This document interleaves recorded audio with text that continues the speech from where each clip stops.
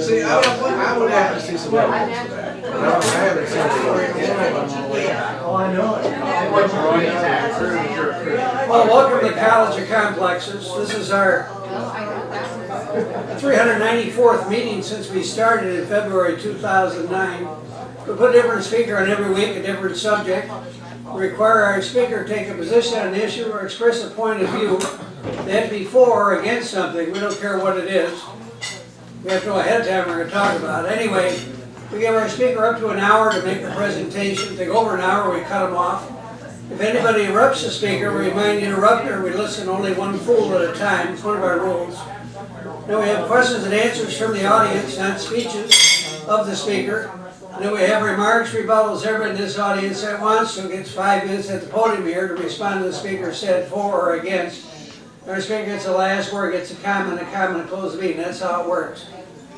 But before we introduce our speaker, there's time for announcements. Anybody have any announcements they want to make? Any announcements? None? I can't believe this. I got some announcements here. Anyway. Every time.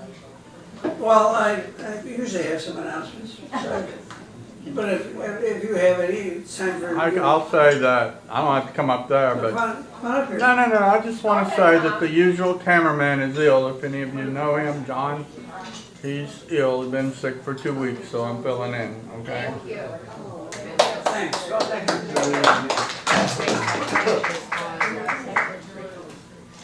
I got a communication from Chicago. It's from Charles Paydock. He's the guy that runs the college complexes in Chicago. And it says, living in an age of ignorance in which lies sound better than the truth. That's what he said. Which of the following do you believe? There's a link to an article here. Christians are persecuted in this country. The government is coming to get your guns. Obama is a Muslim. Global warming is a hoax. The president is forcing open homosexuality on the military. Schools push a left-wing agenda. Social Security is an entitlement, no different than from welfare. Obama hates white people. The life on Earth is 10,000 years old, and so is the universe. The safety net contributes to poverty. The government is taking money from you and giving it to sex-crazed college women to pay for their birth control. Anyway, these are things he says. And anyway, the point is, if you attend the College of Complexes to confront the age of ignorance, that's why we're here. So I thought I'd pass that on. Hey. And there's copies of this if you want any. I'll hand them out. Anyway, our speaker next week is our speaker is Calvin Bluette. He's going to talk about will the 2017 federal income tax revision make capitalism work for all Americans. It's on your itinerary there. I won't read all this, but it's interesting, and you may want to be here for that. It's just advertising a little bit. Our speaker tonight is John Beesley. He's an English-born author. He's going to talk about FDR's long-term economic strategy. He's retired after a long career with Xerox, educated at London's Imperial College and University of Dallas, BSc, DIC, MBA, PhD. We'll discuss how World War II in Europe lasted almost 6 years, leaving most of Europe in ruins with shattered economies. However, huge deficit spending revived the U.S. economy and left the U.S. as a major financial power, able to determine the post-war financial settlement. He will argue that today it is clear that in this event, short-term commercial advantage took precedence over long-term consequences, which were not imagined by FDR's administration. John concludes that the Western world is still living with the consequences of this intellectual failure and will offer solutions to how this dire situation can be overcome. So without further ado, please give a very, very warm welcome to John Beesley.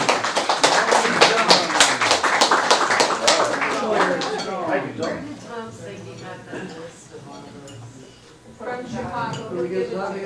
Yeah. So, well, thank you all for coming. I see a lot of the usual suspects of turned, and so I'm grateful to them. They've come for some more punishment, I see. So anyway, what I'm here today to talk about FDR's long-term economic plans and how they went asunder. So I'll start by referencing my late father, who was a fairly wise man. He dealt with the famous and the infamous, all the way from the royal family to John Profumo. And so he had lots of tales to tell. But one of the things he mentioned several times to me was that when it comes to business, there is no sentiment in business. And so this talk tonight is about what happens when maximizing economic advantage comes before any other consideration, especially the common good, and especially any feeling of sentiment. I'm going to talk about how really things should be reversed, because sentiment is what the life is all about. However, so to start the stage for this talk, we must go back to pre-war, the Second World War in America. And so on the economic front, of course, the 1929 was the stock market crash. People could believe they should give up work and just invest in the stock market and become millionaires. Well, of course, that proposition was ludicrous to begin with, but it was widely believed until the crash happened.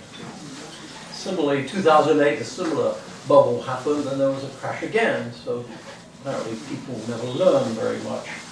So anyway, what happened after the crash was, as most of you know, the economy also crashed. The GDP sank, and world trade sank. In fact, it took about 10 years for America to recover economically in terms of GDP back to where it was in 1929. And so what happened in 1930, because the Americans were worried about trade, they passed what was called the Smoot-Hawley Tariff Act, which raised tariffs to about an average of about 60% on 20,000 goods being imported into America. And so what happened was that it started off a tariff war, because other countries around the world also raised their tariffs. So naturally, trade shrank, almost to the vanishing point. So that was really the situation in the sort of anarchy of trade wars and so on. And of course, diminished growth and so on. So on the political front, of course, Germany, of course, when Hitler came to power in 1933, it was clear what he wanted to do was basically to attain Lebensraum to his east. So Germany would have living room, that's what it meant. And so from about 1935, he began to rearm quite heavily. And so he knew that he was wise enough to realize he wanted to go east, and of course that would mean going through Poland. But of course he realized that Poland had a treaty with France and the UK, and that they would go to war to defend Poland. And so firstly he decided, well, I have to deal with France and the UK and defeat them, and then I can deal with Russia, go through Poland and attack Russia. So in order to sort of stop Russia doing anything, he signed a mutual non-aggression pact with Russia in August of 1939. So once that was signed, he'd stop Russia doing anything. And so a week later, he attacked Poland. And of course that started, that's 1st of September 1939, that kicked off the Second World War. And of course Neville Chamberlain was the Prime Minister at the time, and said to Hitler basically, withdraw or we're at war. And Chamberlain announced on the radio that there was no assurance met from Hitler to withdraw, so that was the war, kicked off the war. For the first 6 months, basically nothing much happened. It was called the phony war. And then in April of 1940, Hitler attacked, he'd already attacked Poland, but then he attacked Denmark and Norway. And the following month, he attacked Holland, Denmark, and France.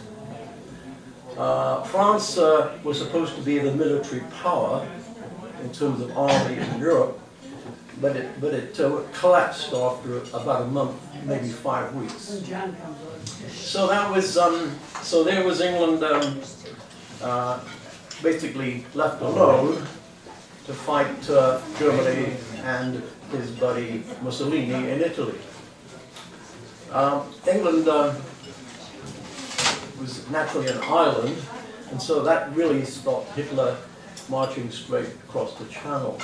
England was not really alone because, of course, it had its empire, its English-speaking nations, which actually stuck together, all but one English-speaking nation, of course, and that was America, who was neutral and stood aside for two and a bit more years. So, so then, of course, of course, for France, who surrendered, that was the third attack in 70 years. The first one was 1870, next one was 1914, and the next sorry, it was 1870, 1914, and 1940. So in 70 years, there had been German aggression against France. And so we come to June 1940, there was England basically standing alone. And so the pressure was on from members of his party, his Tory party, to sign a surrender terms with Germany. It came from Chamberlain and Halifax. And so, so Churchill was under pressure because it looked pretty ominous. But Churchill went to the House of Commons and said, "We will never surrender. Whatever the cost may be, I offer you, the British people, only blood, sweat, and tears." And so England went on alone. And the cost, of fact, turned out to be the destruction of the UK economy. That was the price that England paid. Now, in September of that year, 1940, the US exchanged basically 50 US World War I destroyers for land in British Atlantic territories, 10 territories, including Newfoundland. So it was a kind of swap, worn-out destroyers for bases. And so in summer of 1940, that was when the Battle of Britain happened. And so one of my heroes, I have 4 heroes, but one of my heroes was Sir Henry Tizard, who happened to be rector of Imperial College, it's my college in London, and he orchestrated the creation of the radar chain and the operational characteristics of that radar chain. And I'll talk about later about the cavity magnetron that was invented that gave the radar, a tremendous range, and that was invented at Bristol, the Birmingham University. And so basically, even though Britain had fighters equal to the Germans, and so even though the Germans were attacking the radar stations and then the Blitz in London, which we enjoyed, they knew they had to get air superiority and superiority on the sea to invade England. Well, they didn't, and so Hitler gave up that policy. So then, of course, Germany decided, okay, well, I'll do what Hitler said. Well, I'll do what I want to do, was to attack Russia. And so, but he was always short of oil, which was in Romania. Now, meantime, of course, the German pact, Russia had moved forward into into Romania and so on. So of course Hitler wanted to go attack Romania, get the oil, but he had to go through Yugoslavia. But there was a revolution in Yugoslavia, and the king took over and said, no, we're not going to let you through our territory. And so Hitler was so incensed that he basically stopped the invasion and attacked Yugoslavia. And that delayed his invasion of Russia by about 5 weeks. And so that then did so much so that, of course, he invaded Russia. And there were two arms of attack. One was towards Moscow, and the other was south towards the oil well of the Caucasus. Well, he got all the way to within sight of the Kremlin buildings. And at that point, it was December, and really, they'd completely run out of gas. I mean, they were exhausted, they were ill-fed for the winter fighting, and even the engines wouldn't start, and they were reduced to having Russian donkeys dragging stuff. Well, at the time, Russia was prepared because it matched German, ever since the mid-30s, it had matched Germany in preparedness. It in fact devoted about 20% of its GDP to rearming. And during that period, before it attacked Russia, and that was in July of '41. So there was quite a long period before it entered the war. So during that period from 39, when it signed the non-aggression pact, it had 2 years to remove its industry back behind the Ural Mountains. And the Ural Mountains are 1,500 miles into Russia. And of course, Russia is a huge country. It's 6,000 miles wide, about twice the size width of America. So it's a tremendous country in terms of width. So they had time to move their industry behind the Urals. And let's say the spearhead of the German army only got us 600 miles. That's where Moscow was. And so Zhukov, who was the Russian commander, he was in possession of weapons that Hitler didn't know about, like the T-34 tank that was more than a match for German tanks, and Katyusha rockets.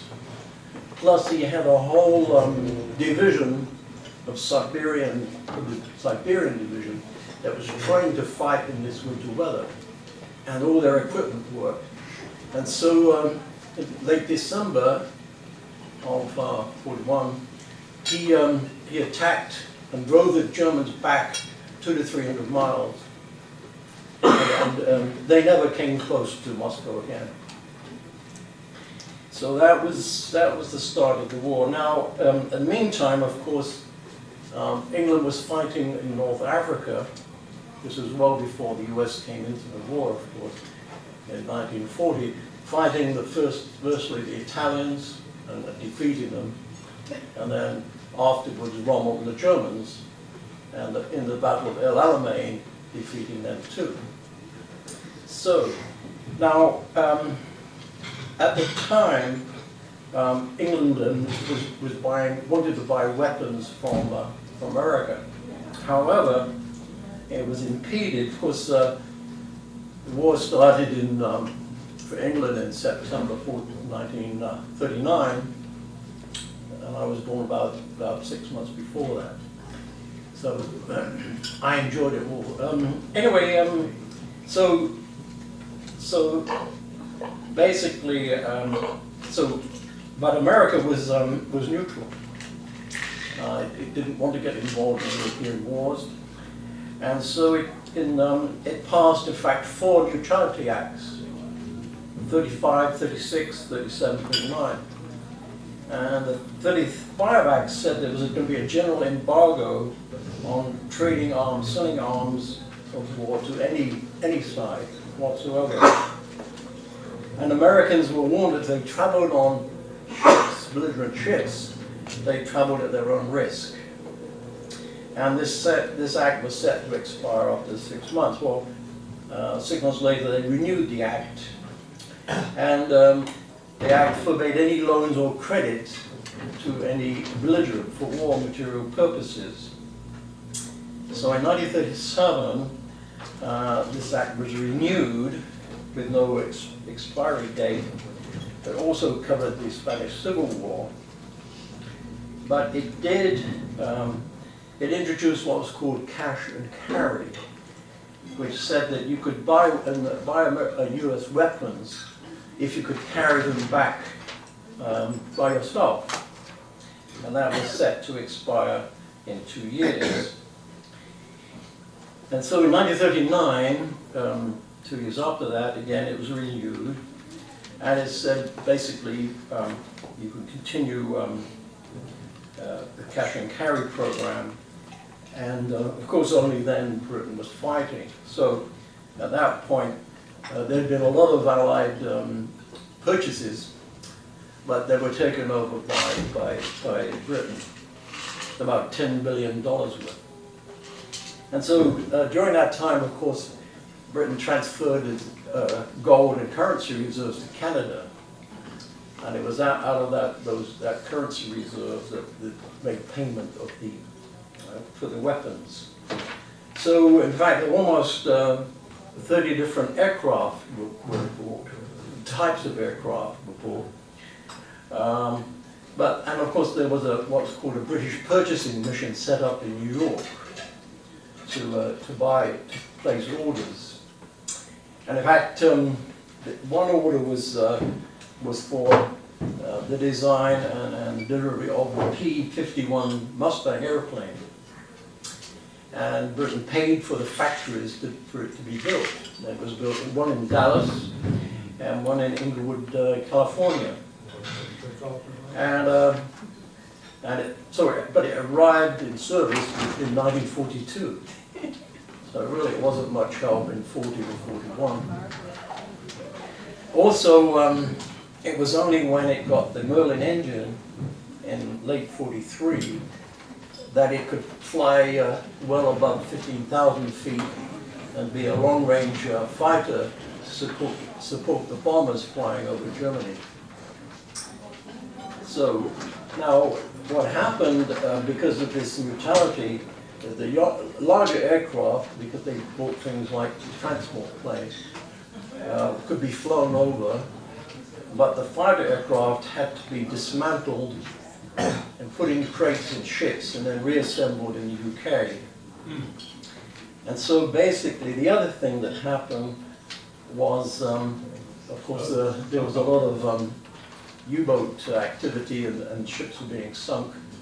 And so the British came to, in fact, Kaiser Shipbuilding Company, that used a design from the Sunderland in England to build what were called Liberty ships, and they were built by the thousands. But these orders, you see, back in 1939 and 40, was the start of America building up its production capability for the war, which really didn't offer much until 1942. So then we come to the Lend-Lease Act. Now, by the spring of 41, which is because America didn't come to the war until December of that year, the shipping losses were so great that Churchill said, "Well, look, we're running out of supplies. We need some help." And so what was called the Phase 1 of the Lend-Lease Act was passed, and that meant that the FDR could sell, lease, or lend aid to the UK up to a limit of 1.3 billion. And so the repayment in kind for this aid was left open to FDR.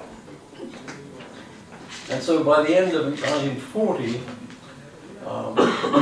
Britain had more or less used up basically $10 billion worth of assets. Now, that spending was about $10 billion. America was supplying, just before, so that period, America supplied about 300 million. So really, it was immaterial in terms of concrete effort until it came into the war. And even then, the productive capacity wasn't there for another year or so. So then came the Atlantic Charter when Churchill got together with Roosevelt. And this was agreement which was the first sign of the conditionality of this Lend-Lease operation, which was really to put the Lend-Lease on a commercial footing. You understand? It was on the basis of we want the stuff back, you must pay us. So that was the first sign of that. And so Article 4 said this. It said, what was one of the joint objectives of this was the US wanted access to UK markets. That's the same. And at that point, England was traded at about a quarter of the whole world's trade, because it was a trading nation. And so the US wanted access to it, basically free of tariffs. Now, at that point, the US tariffs had been about 60%, but in 1940 were 35%. So nothing was said about not having tariffs, but it wanted access to the UK trading area at zero tariffs. So this, of course, meant that Britain would no longer have control of its trading markets, and the problem there was how was it going to pay its way after the war?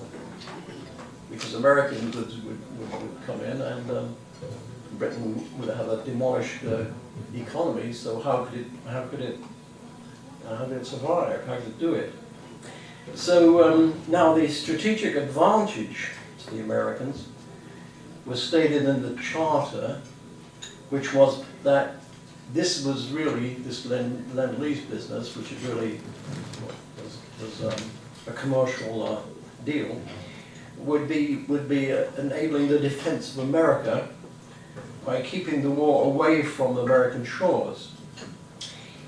But of course this, you might say this was an insurance policy, but this insurance policy was never accounted in commercial terms. It was kind of accepted. And so at this point, I think that the question that arises is really, this is an interesting question, which you can ponder on. Would the US actually later been able to face the Axis nations in late 42, that's a year after the war started, if Britain had surrendered? Because likely the Russians would have been defeated, because what would have happened is the attack on Russia would have occurred instead of being in early summer, it would have been in early spring, and they probably would have taken Moscow, and then on to the Urals, and then on and so on. So that's an interesting proposition to think about. And so basically, what the US was thinking, that expanded trade really was the key to the US paying its way into the world, as it expected to become an increasing trading nation after the Second World War. See, before the war, its trading was pretty small, probably just a few percent compared to its GDP.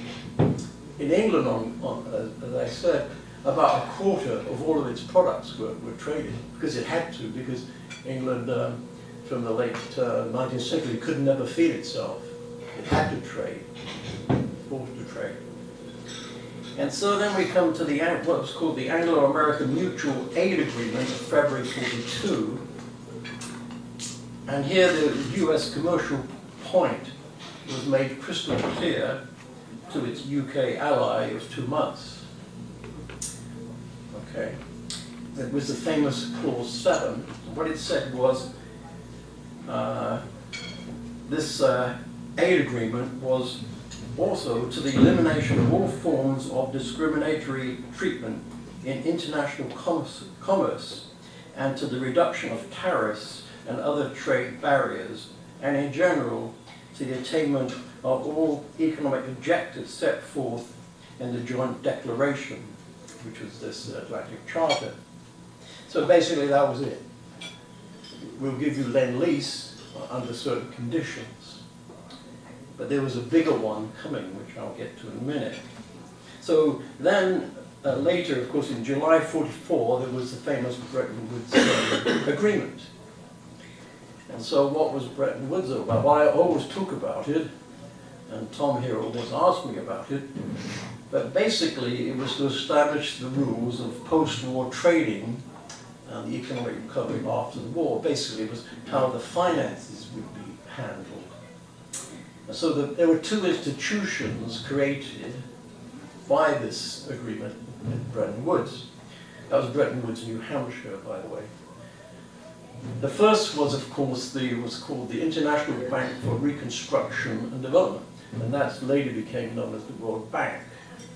And so that was set up really to fund countries to do things like creating infrastructure and things like that.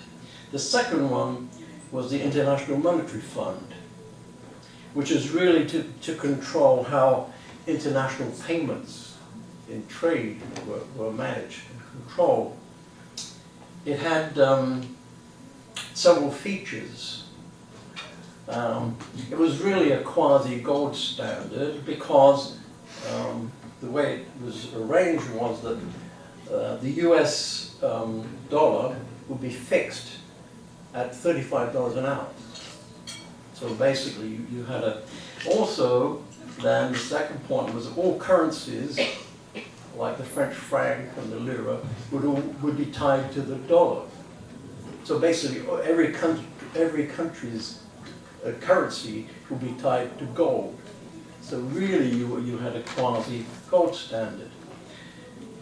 The major point, which had very significant meaning, was that all countries would be freely convertible into one another. I'll explain why that was significant. Also, the fund would be funded by currencies and gold subscriptions, depending on the size of the country. And if there was a temporary trade deficit in any one country, they could borrow against their subscription and pay back over 5 years. So that was the setup. It was really to manage currencies and how you could trade together with a stable currency. But also in the direst circumstances where a country really went into a huge trade deficit, then of course the country could devalue its currency and improve its trade position, but then it would be placed under the strict supervision by the IMF. That's to say, its fiscal and monetary policies would be controlled basically by the IMF, by this international body.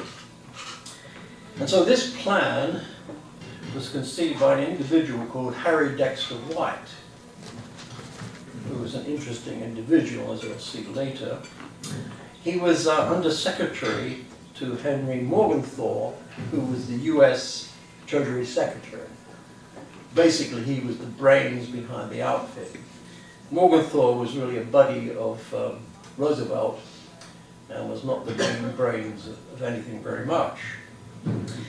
And so at this conference, of course, John Maynard Keynes represented Great Britain in these discussions.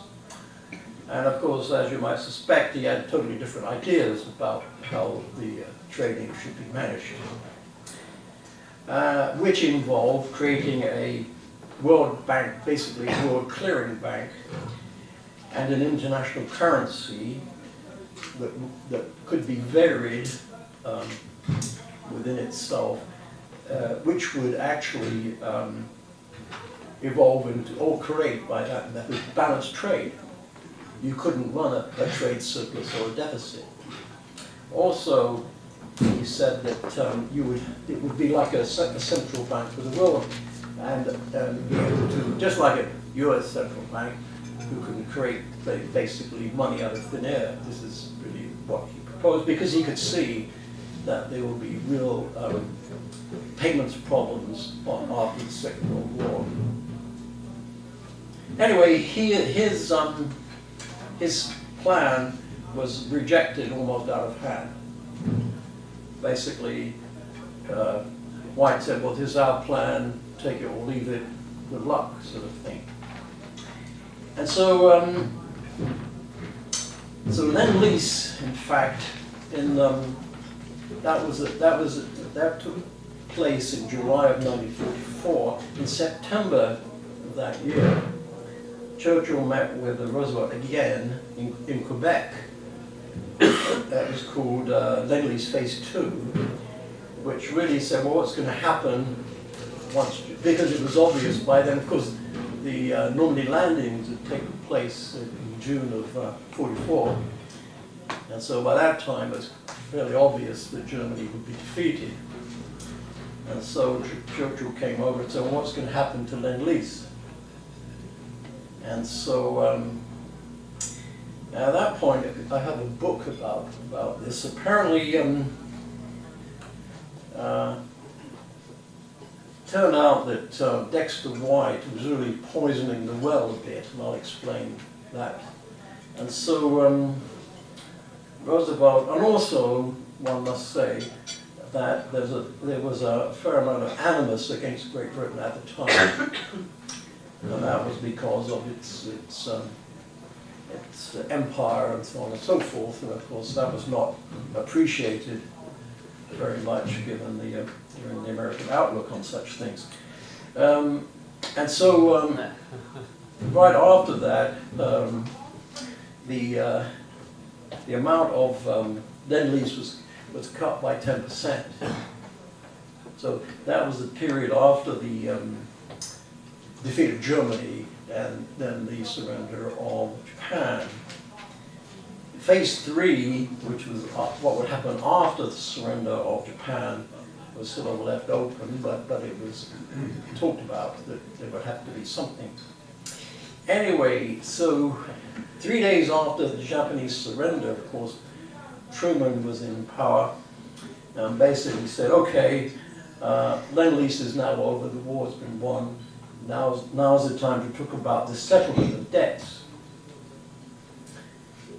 Well, of course, the UK had multiple problems. Basically, it started the war with about $4 billion in assets. It ended up the war, apart from owing monies to Canada and the US, with $12 billion in debts. I mean, it went from one of the world's biggest creditors to the world's biggest debtors.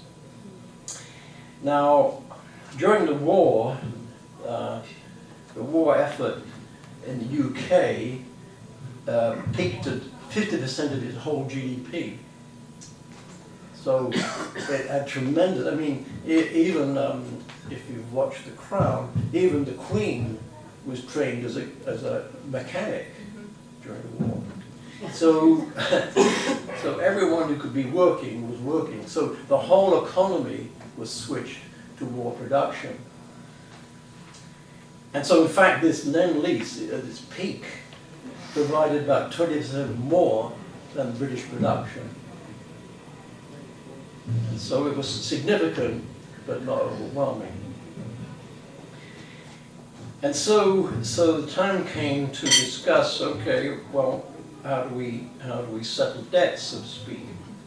And so Keynes again headed a team to Canada to discuss the Canadian credit. Now, what had happened was, of course, Canada was part of the Empire, well, and the Commonwealth, as it later called, of the nation of English-speaking peoples, and it provided the UK at no charge about $3.5 billion during a nation of 11 million people at no charge, and would offer now a $1 billion loan over 50 years at 2%. And so the UK thought it needed another 5 billion to sort of go through this transition period after the war. So it came down to Washington to negotiate this. And so the sums involved were basically this, that in terms of Lend-Lease, which was also a Lend-Lease to Russia as well as England, and the payments to Russia were never expected to be paid back. Also, England was sending stuff to Russia too, via the Arctic convoys, right up to going through the Arctic Circle back into Murmansk, at the top of Russia. That was not expected to be paid back, but so there was the notion of, there was an amount of reverse Lend-Lease going on that I'll get into. So of course, before the war, Britain had paid about 10 billion buying supplies up until the December of 41 when America came into the war. But during the war, there was reverse Lend-Lease going on. Basically, the British Commonwealth was sending supplies back to the USA to the tune of about 8 million. And so, looked at that respect, the US paid about 28 billion in Lend-Lease and got about 18 billion back in terms of direct trading. And so, so that was the position. Now, what the amount that was in the pipeline was about $1 billion. And so the plan was, well, if you can loan us some money, we'll pay for the money that's in the pipeline, and then we will need the rest to sort of transition to sort of peacetime economy.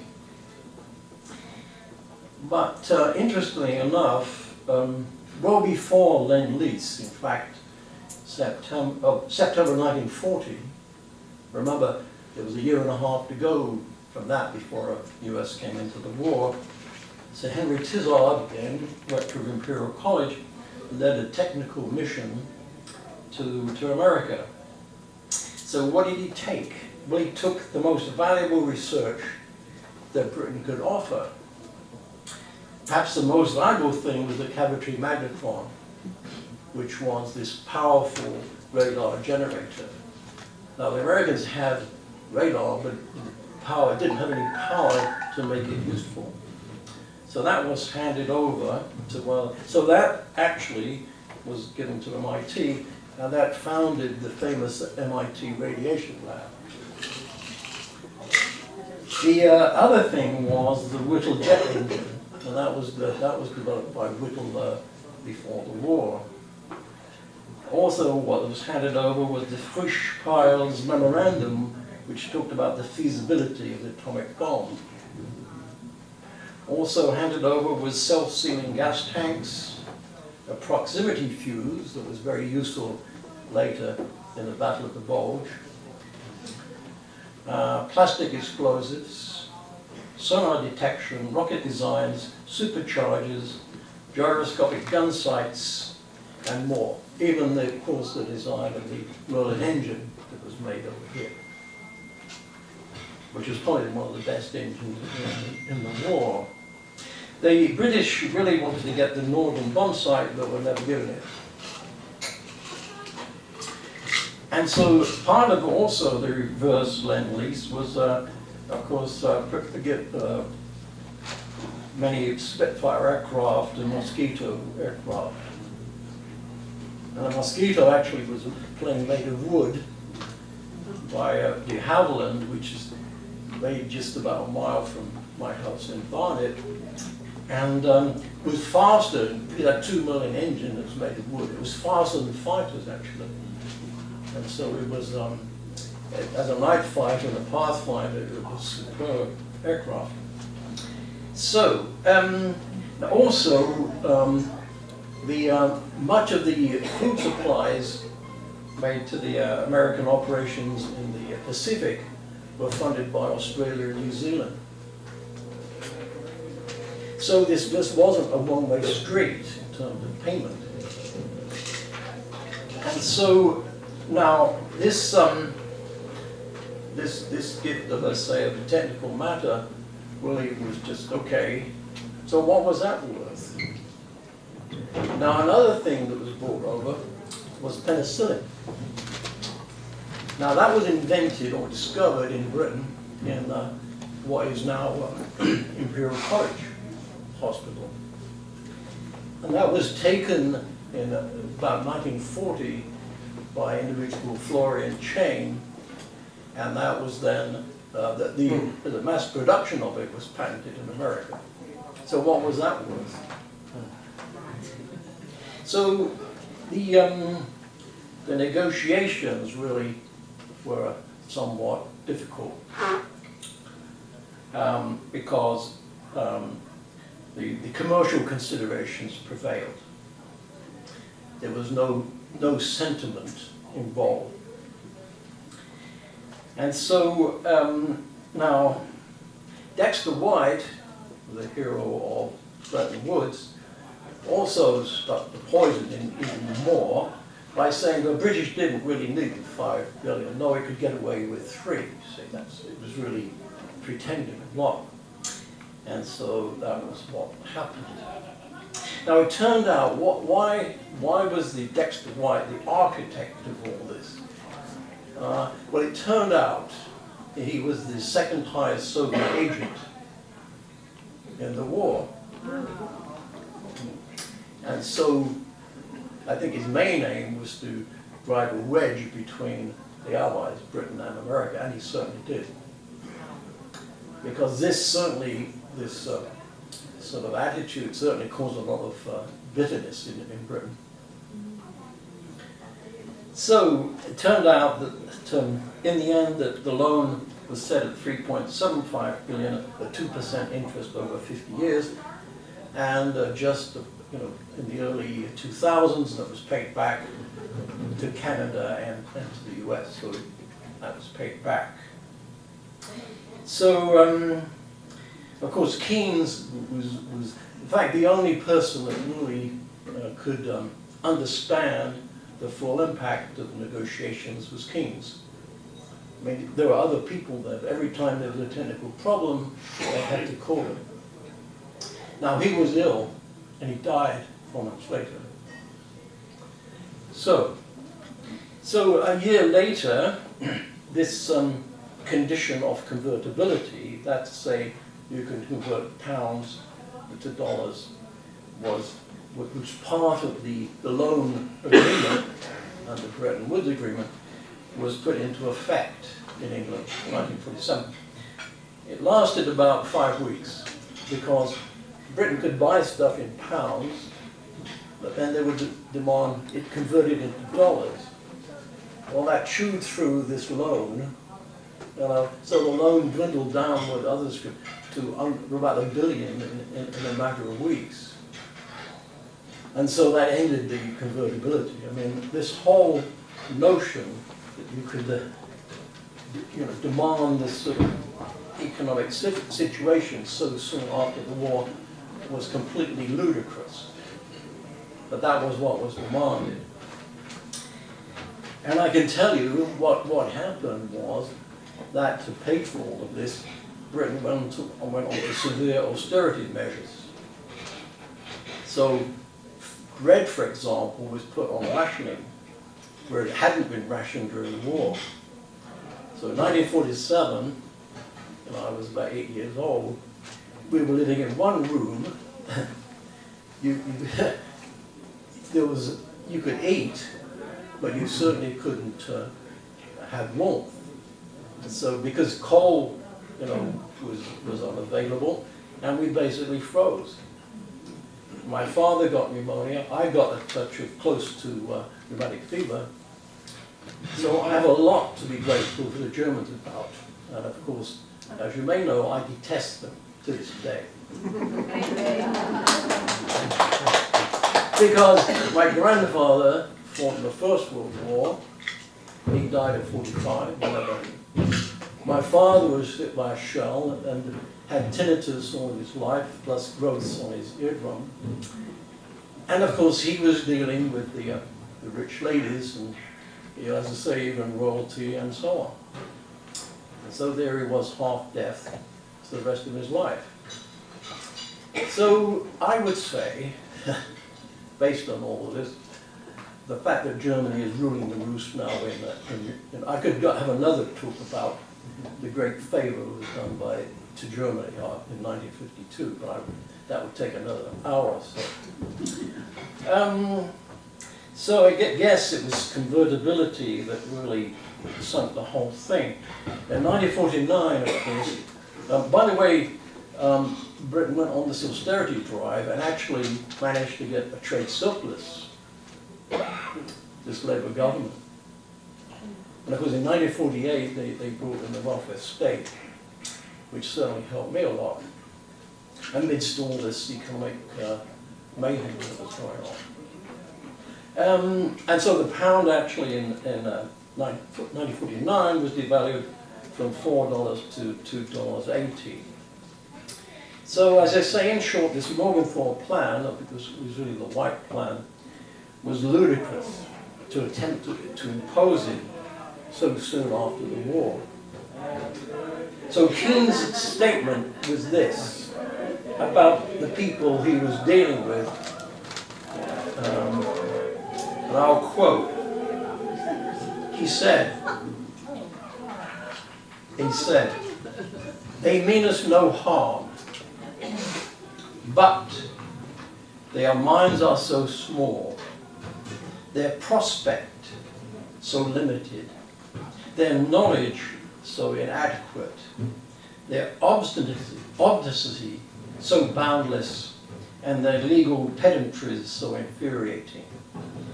May it never fall my lot to have to persuade anyone to do what I want with so few cards in my hand." And of course he died 4 months later. So of course the UK survived, severely damaged, never to really recover, hampered of course by its commitments to the Sterling area, to its overseas military commitments, and history, and the politicians. Noteworthy is the fact that 1951 it entered the Korean War with the US, and the Labour Party spent 14% of its GDP for that war, which is amazing given what had happened, in my judgment. So, now, and the US, of course, went on its merry way, really mindless of the long-term consequences, which Keynes understood, but there was a huge failure, I think, of intellect in America. Still is. Well, we'll go further to see what happened. So in March of 1948, there was a meeting of about 56 countries in Havana. It's called the Havana Charter. And the objective here was to lower trade barriers. Now by that time, the trade barriers in the US were incoming were about 15%. So in fact, this is called the ITO, the International Trade Organization, which in fact gave birth later to what's called GATT.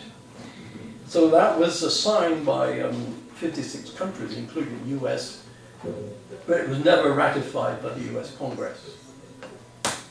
Because, of course, as we know, the Republicans were in charge of Congress at that point, and decided they didn't want it. It would interfere with the US internal matters too much. So the US trade surplus from 47 to 52 amounted to 18 billion. Now the problem there was that the US now had commitments around the world. It had goods to sell, but Western Europe had no money to pay. Right. And so then that was when the Marshall Plan came in, and so it spent about 12 billion actually to enable. It was basically gifted to Europe, so Europe could buy American goods But the deal there was, again, that there had to be a general tariff reduction. Also, of course, the fear was, on the Americans' part, we're talking now late 40s, early 50s, that there would be a general recession. In fact, what the worry was on the American part was, you can't sell your goods, your factories will be closing down, and you'll have a huge recession, as happened after World War I. And so to actually put people back to work, it needed to sell its stuff. So basically you had to pay for that to happen. So there was there was a slowdown actually in America in the late 40s, but not a severe recession. And so let's come to what the cost of convertibility were. This is where you have to convert your currency one to another and to gold. Well, of course, military empires cost money. As when you have bases around the world, it means to say you have to earn money abroad to pay for those bases. Also, there were tariffs still say, in Western Europe. So what America did to overcome those barriers was to buy and invest in businesses in Europe. Again, that added to the expenditure. And so by 1960, it was 15 years after the war, the US had a cumulative trade deficit of 24 billion, of which 12 billion happened in 1969 alone. And so obviously the dollar came under pressure because America would have to sell you, you could go and buy gold at $35 an ounce, which is what they were committed to, then go to the London Gold Exchange and sell it up to $40 an ounce. So you can see countries could make a huge profit in that sort of business. So, and also with that going on, American gold would soon be depleted. And so to counteract this, the so-called London Gold Exchange was set up. And so in Paris, May of 1961, JFK, Kennedy, came to Paris. And Jackie came along and was the wow of Paris. But really, JFK came to solve this problem, which was to set up the London Gold Pool. So what was the London Gold Pool? Well, even then, see, London, the financial district of London really is a square mile, but it's a state within London. It has its own rules, its own constitution, and so on and so forth, for 1,000 years. And still today, it sort of cracks the whip somewhat. Anyway, it in fact traded 80% of the world's gold even then. So what the deal was the Bank of England would sell gold. By selling gold, of course, you would sell it into a market and you would drive the price down to maintain this $35 an ounce.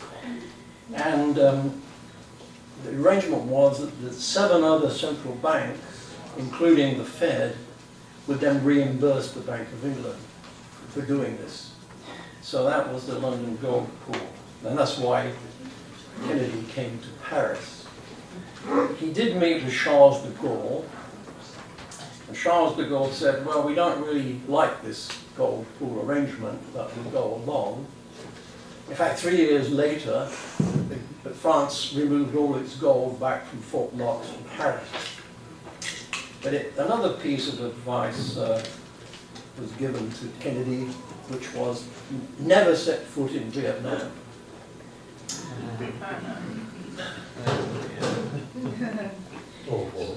So in 1967, basically the gold pool collapsed because America was just spending so much in the Vietnam War that you couldn't sell enough gold to prop up the price. And so what the US did was to actually have to go back to the IMF and borrow back its money back from the IMF. And that was called special drawing rights. But it was really America was borrowing to fund its war. So, but the true end of convertibility came in August 15th, 1971, when America collapsed off. I mean, the Vietnam War had gone on, you know, as you know, and basically America was losing so much gold, just couldn't maintain this $35 an ounce business, and so it collapsed off the gold standard. And from that point on, you had floating currencies that we have today. So Harry Dexter White had made a sort of a fundamental error, because his whole premise of Bretton Woods was that the dollar would be absolutely equivalent to gold, and it would remain stable. Well, people were telling him even then this would be impossible. No country's currency could be equivalent to gold because it would run into this same problem. It was just not possible. And so there was the King's plan that was twice rejected, and by doing all of that, it led to a total failure of US policy. So it was the end of American financial imperialism, and really the end of military imperialism, because it ended this international financial coordination by the Bretton Woods, and of course the war was lost in Vietnam. And so I think by rejecting Keynes, it really led to a severe downturn in the American system. Of course, then we now come on after that to the Reagan-Thatcher era, and then on to the current miasma, what you might call the super miasma. And of course, Reagan and Thatcher in themselves were twin disasters, as I've mentioned before many times, but they had a twin disaster of economic policy. Of course, Reagan was famous for his trickle-down economics, which we've seen a revival of in the last year, which would lead to the same disaster. And of course, Thatcher was responsible for privatization. And so I have a good wheeze for Theresa May now, because she's following the same right-wing economic policies. But why don't you get the Queen to move out across the street to the Duke of Wellington's house there, and then you could sell off the whole of Buckingham Palace, and you could make a fortune by having these probably get about 2,000, $50 million apartments stuck there, why not? Make some money somehow. So what have the results been over this period since Reagan and Thatcher? Well, the 1% have done very well, exceptionally well, because in 1975 the 1% took about 8% of the GDP in terms of income. It is now over 25% and growing. In Britain too, it was about 6% and it's now over 15% and growing. So you've seen a huge disparity in income inequality. But as I keep saying, when you run this huge trade deficit, and the US cumulative trade deficit is about 20 billion, what you had to do is sell 20 billion worth of assets to pay for it. Because all this cheap junk from China, and by the way, it is junk, has to be paid for. Similarly,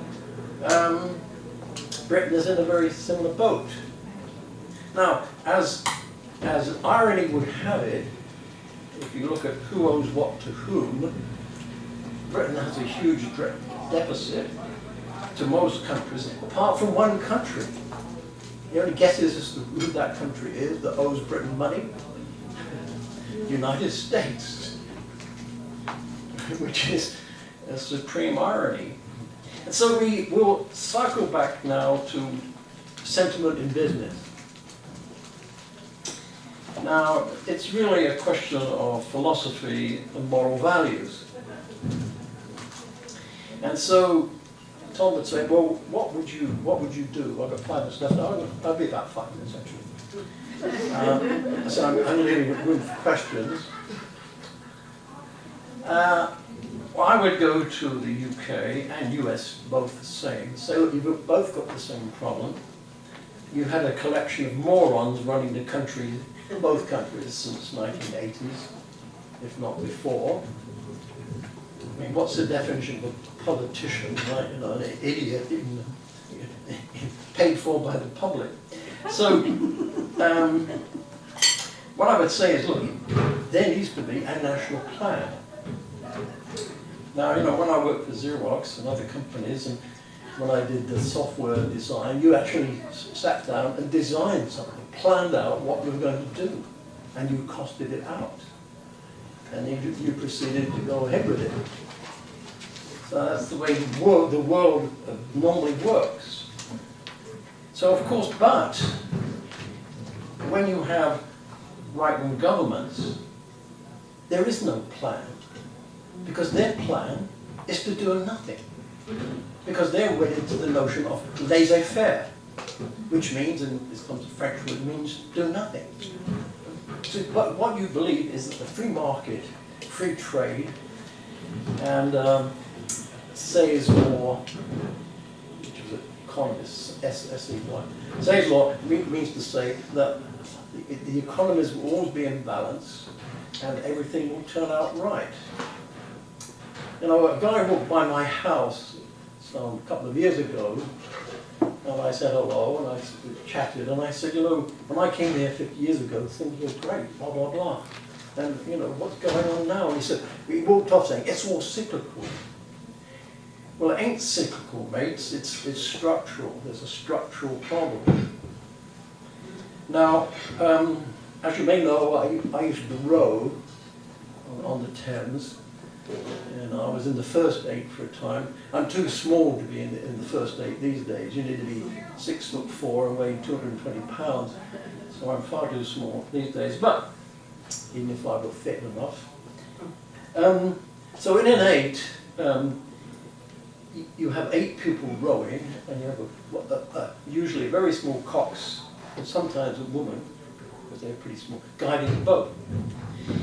Now in that situation, if you have 6 people rowing and 2 people smoking cigars or something, and no cocks, firstly, you won't win any races and you will crash, okay? And so I think the economies are basically like that. That you don't have a plan and you don't have everybody at work. As we know, we're in America, we get by with about probably around 10% permanent unemployed people, either unemployed or underemployed. Or, well, among other problems, which would take me another 2 sessions to go into, but you may ask me questions. So, if you have a plan, and as I said before, my job as a manager, and I had at one point quite a few people working for me, was to make everybody a success, you know, put them in the right spot and help them succeed. So I think a government's job, bottom line, is to make everyone a success and make sure that 8 out of 8 people are in the boat, all rowing, pulling in the same direction, in synchronism with each other, and there's someone guiding the ship. So that's my talk for tonight, folks.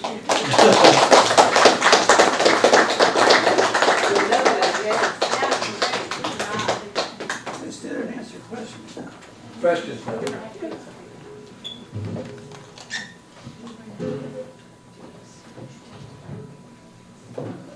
The outside foot is on already.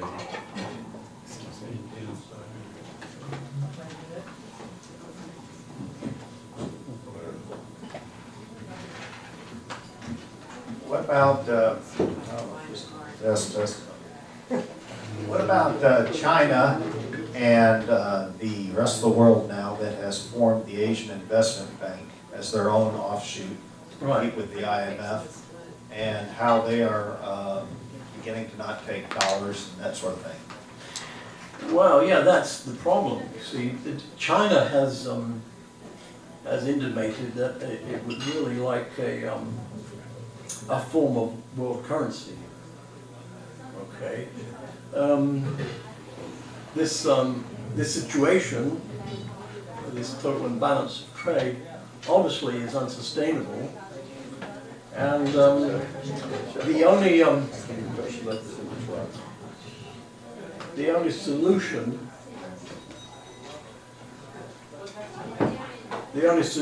really is for the world. There is this institution called the BIS, the Bank for International Settlements, which actually dictates how the central banks work. So what must happen really is basically an introduction of a Keynes-type plan whereby you have a general control of creditor countries, the value of the creditor currencies, the debtor currencies, so that you change them up and down to create a balanced trade. I mean, that is really the solution, which has been proposed many times. Tobin, for example, in the 60s proposed such a thing. Because actually the US is losing $500 billion a year in trade, so it's basically, every year has to sell about $500 billion of its assets. So yes, this bubble cannot go on. This wonderment of cheap Chinese goods can't go on. And in Britain, whose trade deficit is mostly with the European Union, mostly with Germany, that also can't go on. So yes, the situation is not sustainable. I've not heard a solution to the problem. Trump does not have a clue. He never has had a clue. He never will have a clue. I mean, he is clueless. He's a genius. He's a self-professed genius without a clue. But with the fact he's probably a joke laughing stock. No, the country will survive him, but the problem remains. I mean, I've been, as Don may say, I've been talking about this for the last 30-odd years, and it was obvious there was a coming problem. It's a wonder that it's gone on so long, but the situation is that it's suited China. Because what's happened is that China has become a military power. It's built up its industries and so on and so forth. What it couldn't buy, it steals. I mean, Dyson, who makes the vacuum cleaner plus this little this fan blower, well, of course he had it's like a fool, but he had it manufactured in China, and so someone copied it exactly and was selling it, undercutting him. So he sued. He won in court in China, I think for about $1,000, and they were never paid. So it doesn't. So yes. They don't protect any intellectual property out there. Yeah, well, they don't respect it. They don't.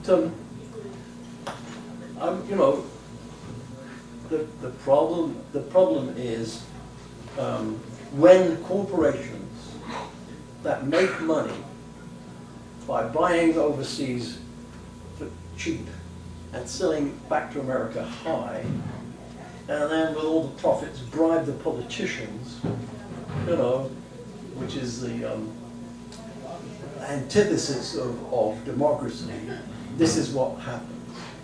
The 1% get filthy rich, and everyone else, especially the lowest people, just get wiped out.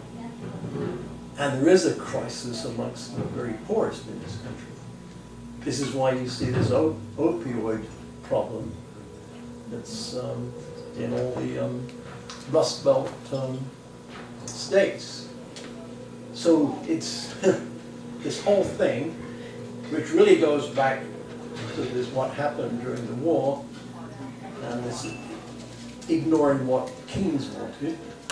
This is the result, really, where you put business above sentiment. You don't care about people.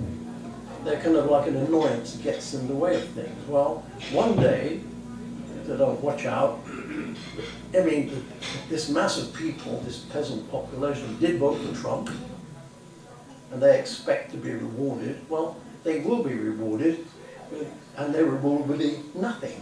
And that's what they will get, and that's what they deserve, actually. Because to believe that somebody like Trump would deliver the goods to these people is asinine in extreme, but there are 3 G's that operate in this country, right? And the last one is gullibility. I won't tell you what the other 4 G's are. Yes. Now, gullibility is also prevalent, in England as well. But the degree of gullibility that you believe that somebody like Trump, a failed businessman who's been bankrupt 4 or 5 times, so where he made money by cheating people and welching on his debts, and he's basically what an unreality show host, can actually save the day. It's beyond belief. I mean, it's actually beyond belief. Yes, I forgot. Oh, is this on? Yes. I forgot what his question was after that, but I'll go ahead and say I have 2 children out of many that are making a fortune in Bitcoin. What is your opinion of Bitcoin?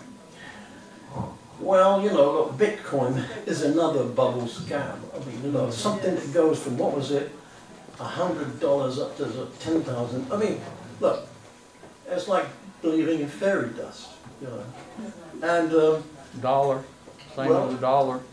yeah, well, look, it's just the same notion that happened in 1929, where you could, leave work, just invest your money in the stock market, and you become a millionaire. I mean, that was nonsense, but people believed it.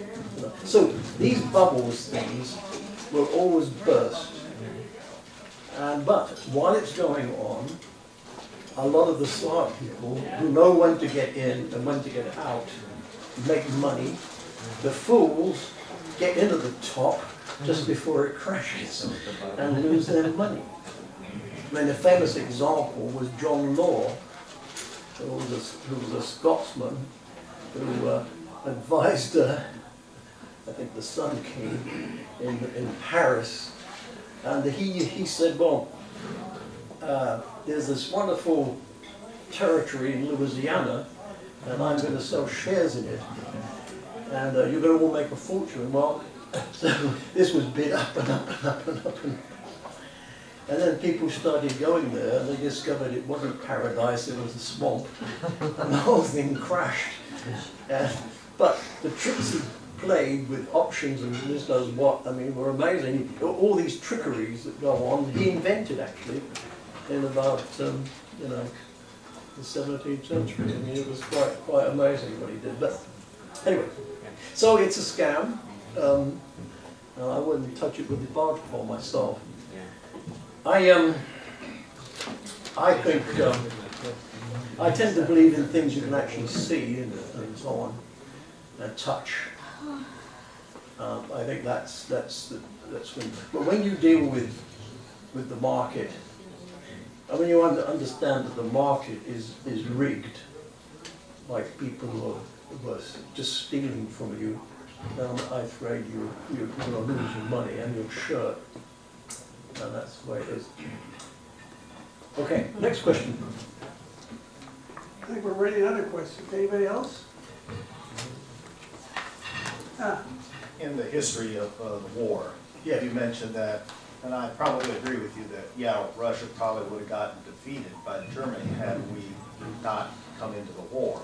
But they actually killed about 3 out of every 4 German soldiers in that war.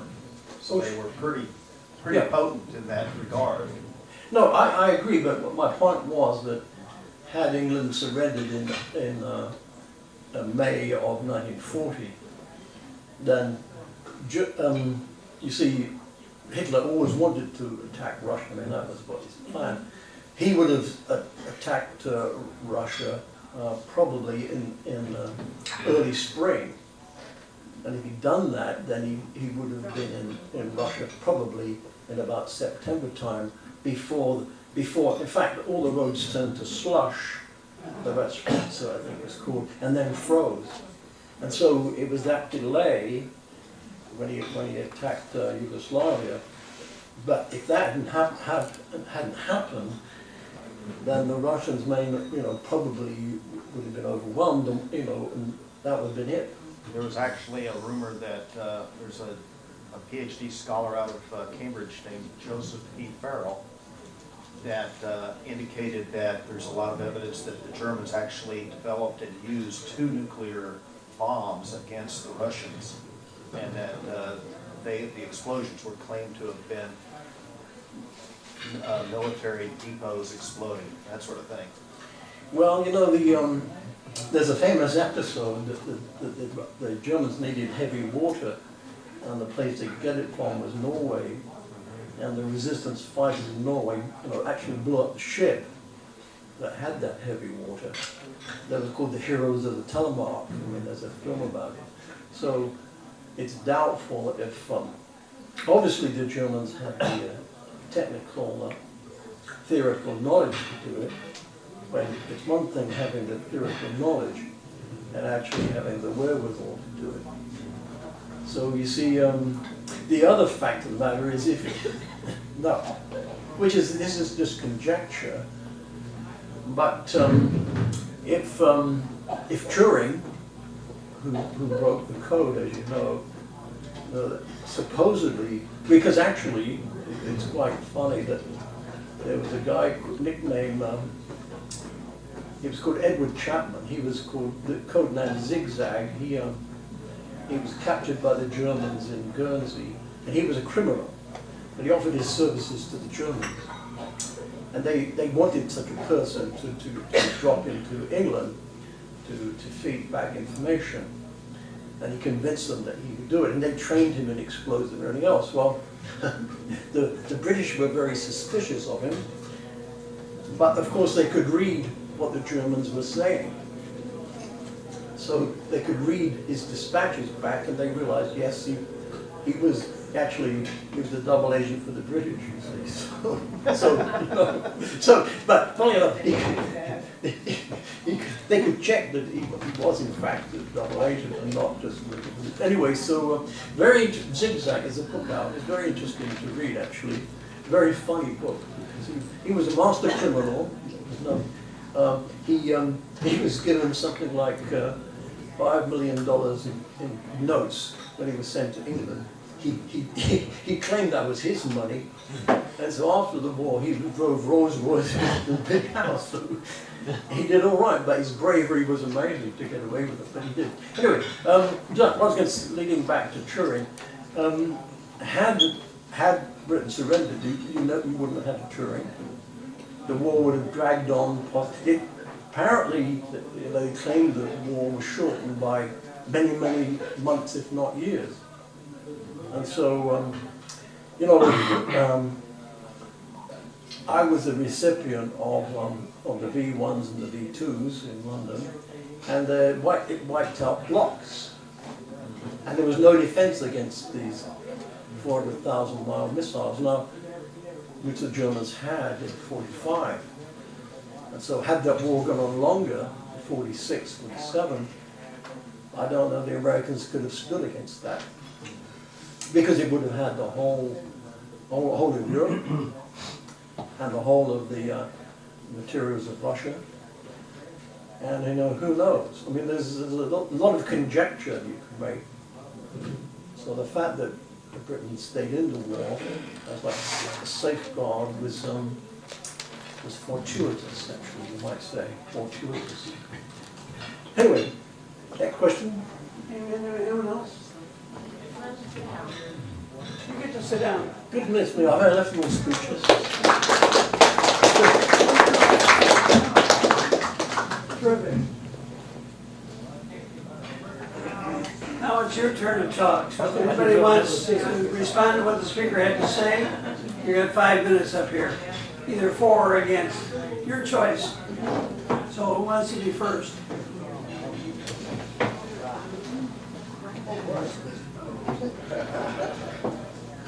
He beat you. And you're second. He beat you up there. Oh, third. Well, I didn't want John to feel like he was a failure this evening. I didn't ask any questions. He got 2 questions. So I don't know what his speech was so relevant that there was no questions to ask, or whether it was so deep that we didn't understand it. I appreciate the presentation was a good history and somewhat inconsistent with the history that I've read. I'm not saying what I've read was true, but we seem in the history books here put more emphasis on how the United States have financed the war, and I think your observation that if Britain had given up, then Germany would have had all control of Europe. We wouldn't have had nowhere to be, and it would have been very difficult, unless we used the atomic bomb like we did in Japan. I guess some of the things I was concerned about, you didn't mention the United Nations.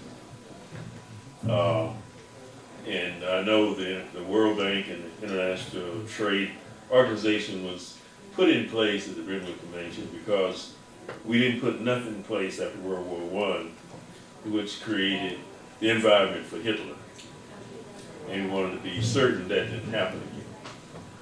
I don't know if we was quite as dumb as you said we are. You couldn't, I can't prove it because of our distinguished smart leader right now.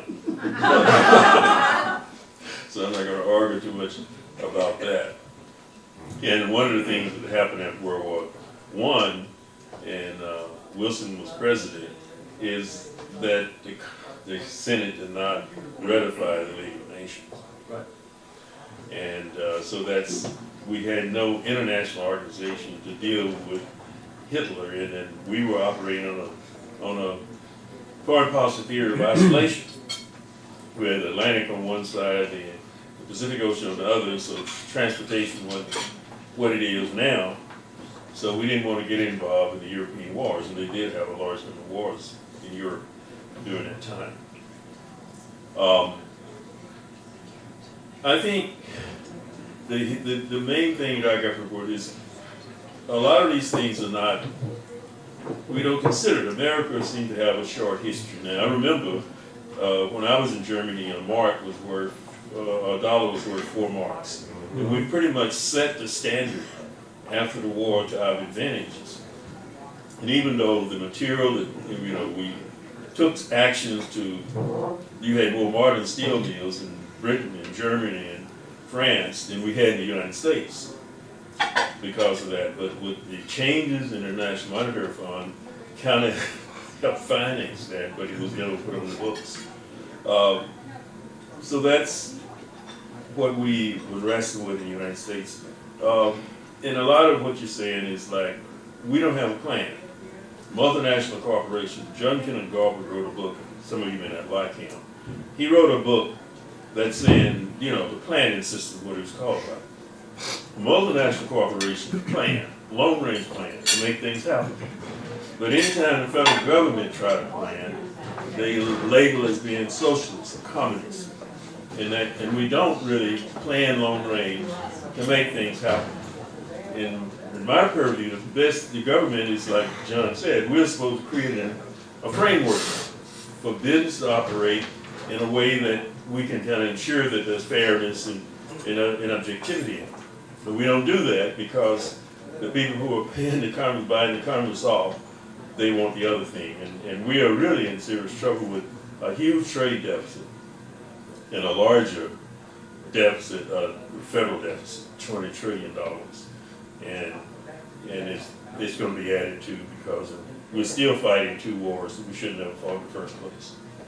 And I know that France probably told us not to go to Vietnam, but we went there anyway, and I don't think we gained anything about it, but you know, they are doing okay, and we are trading with them.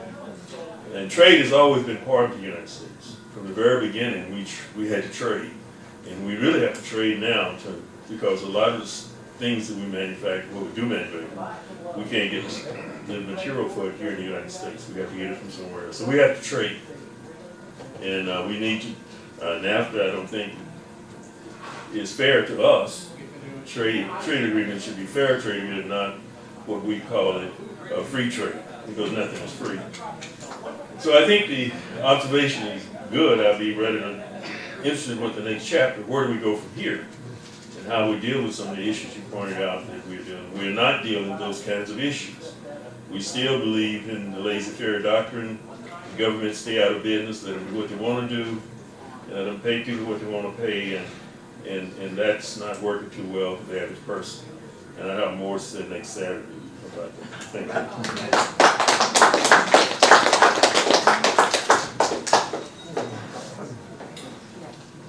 Well, one thing, John and I often disagree on various things. And one thing I noticed that was kind of negative tonight when I arrived here is that whenever John is speaking, the parking lot fills up, and I have to go way down there to park. I like a lot of your viewpoints, some of them I don't like. I thoroughly understand that people who have been through warfare, who've been in it, who've had family members killed and injured and so forth, can easily, for the rest of their lives, hate the enemy. But the enemy feels the same way about you. And I would say the vast majority of all of the people in any nation that goes to war are victims. No matter how the countries go to war, the people are the victims. It's the powerful economic groups and the politicians that put all those people at war. Now, when we look at how Germany developed out of the 1800s into a nation under basically the leadership of Otto Bismarck, we see brilliance in negotiations with him, of bringing these warring city-states of that whole area together in a spider web of mutual defense treaties, so that if A was a friend of B and B was an enemy of C, and C was a friend of A, now they're all joined together, but they can't go to war. And then he ordered the establishment of one language. They had many, many dialects and even separate languages. So Hochdeutsch, or High German, was established, and that's what they speak today. A lot of good was done. Those people are very highly intelligent. They produce some of the world's best art, architecture, science, philosophy, music. And so that's one of the reasons I went over to Germany after I got out of college, is to see if I could figure out how could these people fall under Nazism. And actually I realized, they're not so much different from us. We fall under different things here and there. It just hasn't gone to that extreme. We haven't been oppressed like they were. After going into World War I, that whole area was pretty peaceful until some idiot rebels, I guess you would call them, or terrorists from Serbia came over into the Austro-Hungarian Empire and assassinated Archduke Ferdinand and his wife when they were riding around in their carriage waving at their people. This infuriated that nation, and they sent an army into Serbia. Well, they probably didn't know that Serbia had a mutual defense treaty with Russia, so Russia is now attacking their empire. And then Germany had a mutual defense treaty with them, so they have to go to war with Russia, who has a treaty with France and England, and pretty soon the whole world is engulfed in a war that nobody wanted, and it was not good for anybody involved in it. And what I remember reading years ago about many French and English soldiers waving as they got on the train, well, Mom, this won't last long, I'll see you in a few weeks. 4 years later, millions of people had been killed. There was a tragedy like the world had never seen, and a trauma like the world had never seen. And then because the United States came in, the Allies won World War I, and Germany was accused of everything. Of course, nobody realized how powerful Germany was at the time. They may not have just jumped right in and gone to war with them. But they were then cut up into 3 separate parts. One part was given to Czechoslovakia and one part was given to Poland. And Hitler, when he came into power, now I'm not a supporter of Hitler. I think towards the end of the war, the man was insane. He was brutal. But before the war, he made speeches, which you can still find on the internet, that where he stated that he felt that Great Britain was essential to peace in Europe, and if England were ever attacked by an enemy, Germany would come to their defense. He made that statement a number of times. And he made it clear that he intended to get those German people who were now under the rule of Czechoslovakia and Poland back into Germany, and that he wanted to do it through negotiations. And if not, we're going to have to send our military in there because the Versailles Treaty was wrong, and it set up the whole condition for World War II. It was almost predictable from the Versailles Treaty, which was the hate treaty from England and France, basically. Because they hated Germany because of the war. The war just turned, and everybody hated everybody from that war. It was something that nobody could have predicted. It was horrible. And everybody fell victim of it with all of this spider web of treaties. So Germany moved into the Sudetenlands and so forth to try to get this back. Now, we have in our history books, Germany invaded Poland. Well, that part of Germany that had been cut out was called Poland then, and that's what he went in to get back. And the same with Czechoslovakia. He wanted those German people back. He was a national socialist, not an international communist. Now, there's also some history that I have read that presents a little bit different issue or viewpoint on why Germany went to war with Russia. And it is that Russia, being the international communist movement that they were, saw the opportunity in the late 30s and early 40s of conquering all of Western Europe. And they could have done it because Western Europe was not ready for a massive Russian army, which began coming that way. And Hitler's intelligence found out about it and told him, and they launched a flanking attack against that Russian army to keep them out of Europe. Now, you know, history is written by those who live to tell it, by those who are the winners. And I respected a lot of the writing of Jim Marrs. He was local, and he had a number of bestsellers, and everyone should read his book, The Rise of the Fourth Reich, because he made it very clear that the United States, he did a lot of research on this. The United States government did not have the capability by the end of World War II of producing enough enriched uranium to produce one atomic bomb. And in 1945, U-boat 238 sailed right under the United States Navy and landed in Maine and offloaded over 550 pounds of enriched uranium.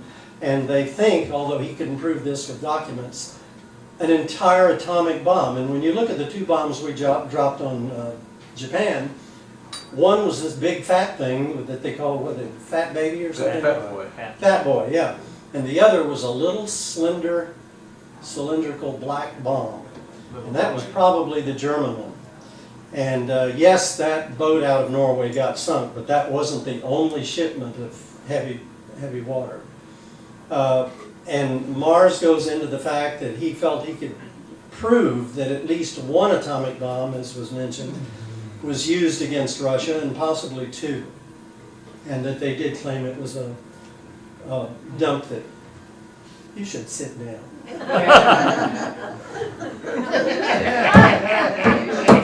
Near the 5-minute mark. Okay.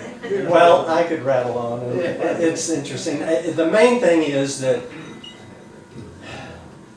how can we break down all the hatred we have of left and right and liberal and conservative and all of this crap that is used to divide people all over the world, because that's how you control them.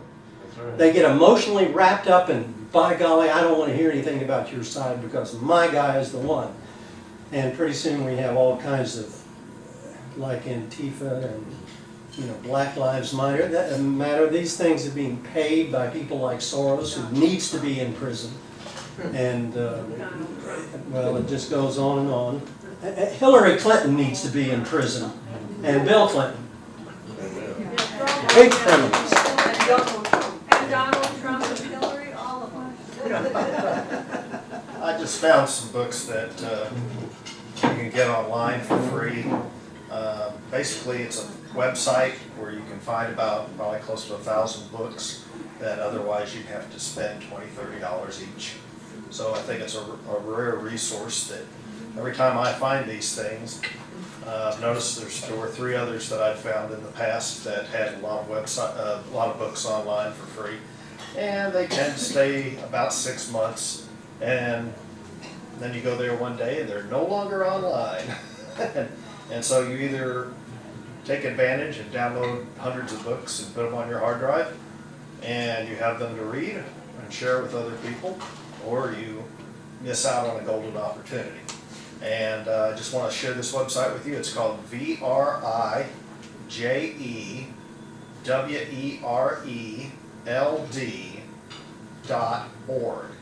Vrije World, which in Dutch is what I believe the website is. It's Free World in Dutch. So if you, most of the book listings that are on here are categorized from various different topics, and one of the topics is Nazi finance. So I think you probably find about 20 or 30, maybe 40 or 50 books just on that topic alone at this website. If you care to actually delve into Nazi financing and that sort of thing. But that's just one of about 30 or 40 topics that are on that website. Vrije World, VRIJEWERELD.org. And literally, it's there.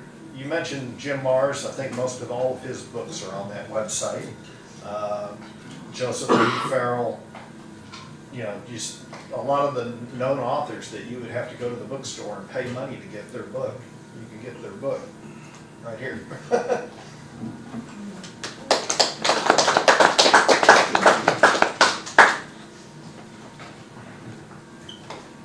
Looks like I'm the last one standing. Oh, I'd like to say something. Oh, you want to say something? Come on up here.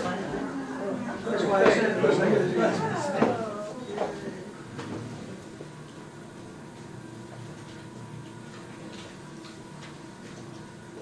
I just thought you'd be interested in hearing about my experiences with World War II. John was a little kid in London. He was cold, and I was 13 years old, and the do-gooders taught me how to knit. We made squares like this, and then somebody put them all together, and it was called Bundles for Britain. So I asked John if he ever got one of my blankets, and he said, no, I never did. So I don't know what happened to it, but at least I tried. The other thing I think is interesting is that my cousin, who was my mother's age, was a commercial fisherman, and he fished off the coast of Florida. And of course, Florida, the coast was guarded by Coast Guardsmen. And he said that one time he was out in the Gulf, 15 miles out, and they would catch 1,000 pounds of fish, and he would sell it to restaurants. And he said that this one time he was out there, and a German submarine rose right next to his cabin cruiser, took all 1,000 pounds of his fish, and paid for it in American money, and then disappeared under the water. So I just I thought that's okay.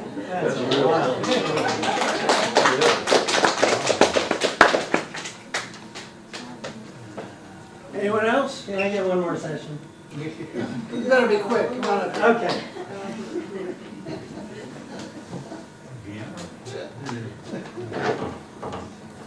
Talking about the truth in history, I used to have the documentation on this, but in the 80s and 90s, everything I owned I didn't have in my car got stolen.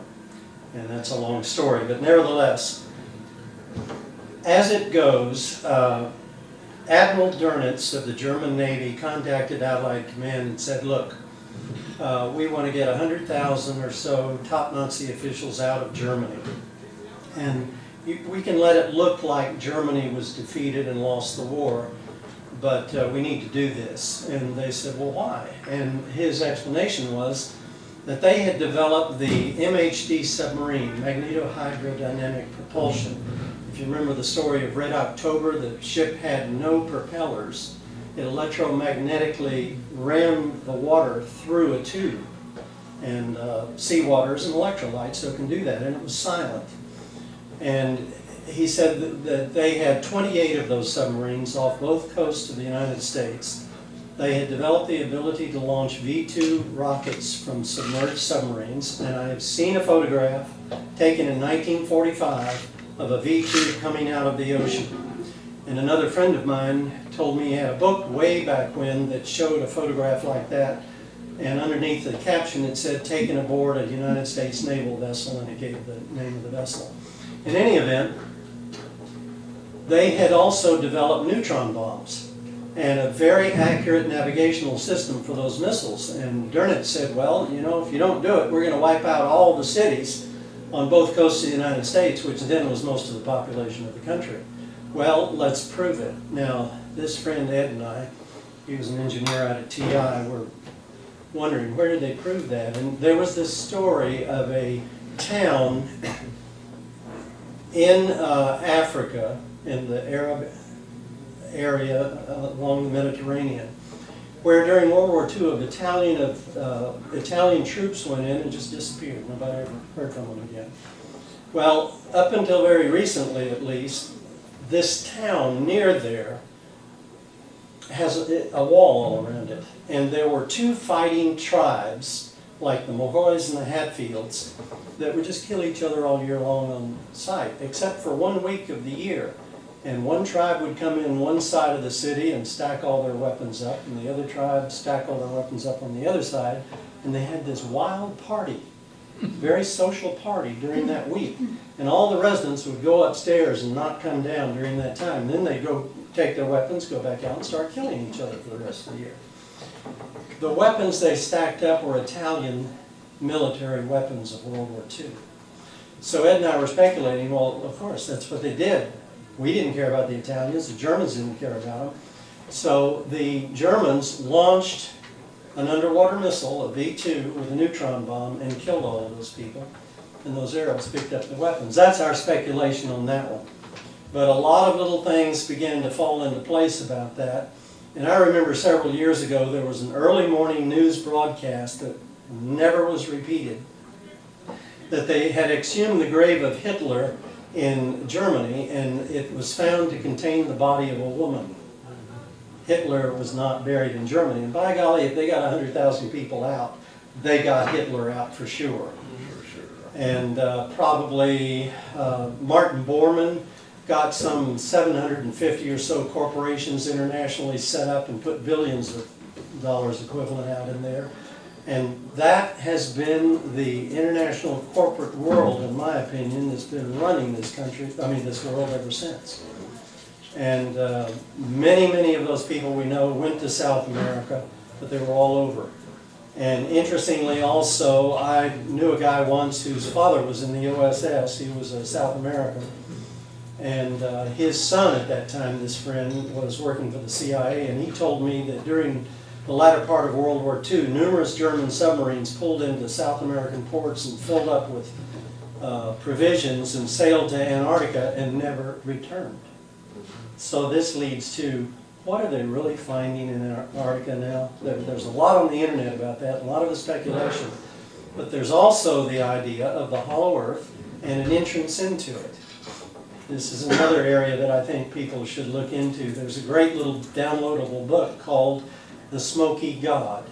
And it was a deathbed testimony book. Interesting book. There's a whole section on the hollow earth on that website. I guess I'm the last man standing. Anyway, I want to thank our speaker. I think he did a terrific job here. He got us all thinking different texts. One of the things that struck me from what he said, he was talking about the laissez-faire economics, or laissez-faire operation that we are saddling ourselves with today. The purpose of regulation was never to put the government on the backs of people, but to harness the forces of profit and greed and make it work for society instead of against it. That's why people like John Maynard Keynes made sense. Anyway, what we have today is we're into a situation where we're deregulating everything. It leads to the free enterprise of burglars. That's what you have, and that's one of the problems that we face, as I see it. Anyway, that's my only comment I wanted to make. And I'll give this back to our speaker, John. He gets to comment on a comment to close this meeting.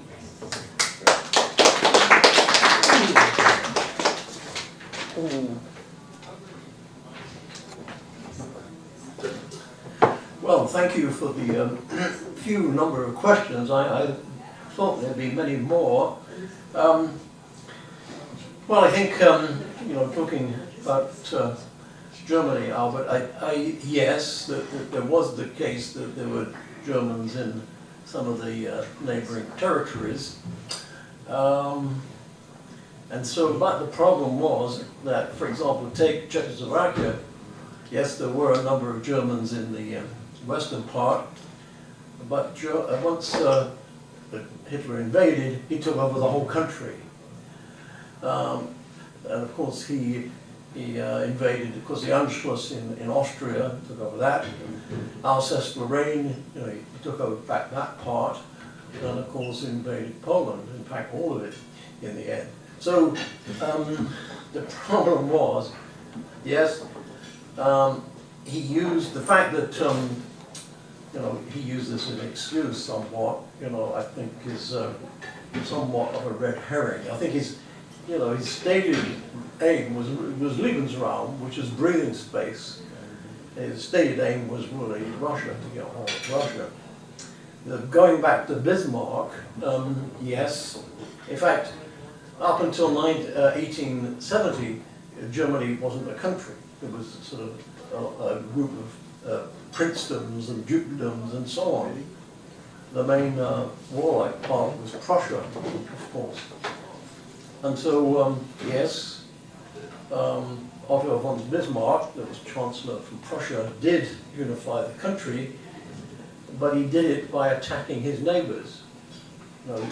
He first attacked Denmark, I think, and then he attacked Austria, and finally he attacked France. Now the reason he attacked France, there was the famous Ems telegram that was sent from Foreign Minister of France to Bismarck, which had some complaining about some of the encroachments. And so Bismarck changed the wording and said this is an insult to the German state, and attacked France. And so of course, when you whip up nationalistic fervor, which people do, then fine, that's great. But he did it by attacking other countries. Now, yes, he was a great man, but that's the method he used. So Germany, of course, is a fairly new country in country terms. It's a little more than 150 odd years old. I mean, it's not that old of a country. Its current state is really the economic domination of Europe. And I said one day I'll go into how that happened, but principally it happened because it was permitted to do that by the United States. In fact, Morgenthau, who I talked about in my talk, wanted to turn Germany into a pastoral state, not let it reindustrialize. Because of course, Germany had attacked its neighbors 3 times, in 70 years. And so it was perceived as a danger to Europe. Well, because what was because of the fear of communism and so on and so forth, and this problem with not having a market, in 1952, basically, German debts were wiped out. That's it, and so on. And so no great reparations were paid by Germany to anybody else, even though it had stolen gold from most of the countries it went into and so on. And so, because of the martial aid it got, it was able to completely rebuild its industries from scratch. It didn't have any external commitments, financial commitments, as the UK did. And of course it didn't have to support an army. And of course the other thing that was permitted, it was permitted to have a very low exchange rate. So its goods were very cheap compared to say the US or UK. So really it was given a head start. And so this German miracle, so called, was really created by the largesse of the United States for its political and economic reasons. Now, that largesse is not extended to England. In fact, because of this straitjacket of having to tie its currency to the dollar, what happened in England was called the stop-go economy. Every time the British economy began to expand, it would pull in imports, which would affect the balance of trade, which would mean that the pound would decrease with respect to the dollar. And so because that wasn't allowed under this system, then the austerity had to be imposed, the interest rate was put up, so that Britain never really got going all the way through the 50s and 60s. You had to stop-go all the time. Now, I knew damn well as a growing up that because the British Empire, within years, India was given independence. Britain had a mandate to Palestine. And of course, that was, Britain handed it over to the United Nations as soon as it could. It had bases, it fought communists in Malaya, for example. It had bases in the Middle East. It was trying to support this remnant of empire on a shoestring. Also, it had to support the sterling area, which was really the remnants of the British trading system. And so basically, what was needed in the 50s was it had to maintain a £1 billion trade surplus to fund all of this. And it never really could do it.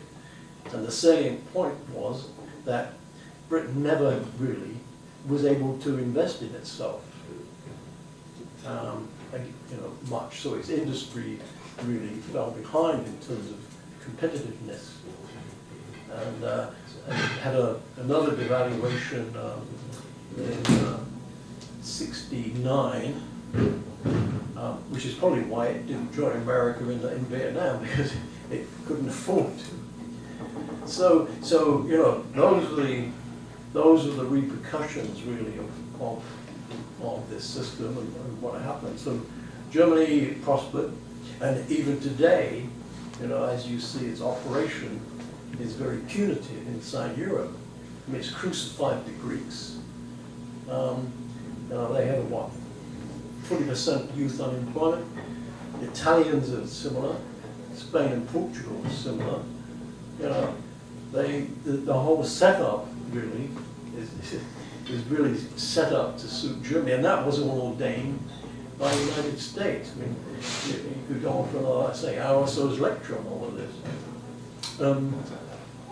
I mean, the ironic part now, as I say, Britain could come out of the, as it's going to, and say to America, well, we need some food. You owe us so much, so please supply us with food with what you owe us. You know, it's the way the turnabout really is quite remarkable. But I think the point to make was Britain got into a position over a war, which I think it was, in a sense, unwise to fight it, really, perhaps. But the consequences of being a German outpost was you know, hard to contemplate, actually. So, and so it chose to fight. It economically crippled itself. There is some, if you look at the numbers and you see that England spent this 10 billion starting in 39, 40, that was, if you say that was 10 billion and you say the multiplier of 5% is 5 of that, that was worth 50 billion. Well, that's 5% of the American economy. Now, 5% is what Obama stimulus was that pulled the US out of this last crack. So one could quite say that this British spending started to pull the US out of the recession, the 1930s recession. So again, there's something else to conjecture. But I think. Hello? Anyway, so I was expecting a lot more questions about conjectures. I think, as I say, the collapse in Britain was not self-inflicted, but I think this, as my book says, America was self-sabotaged, actually,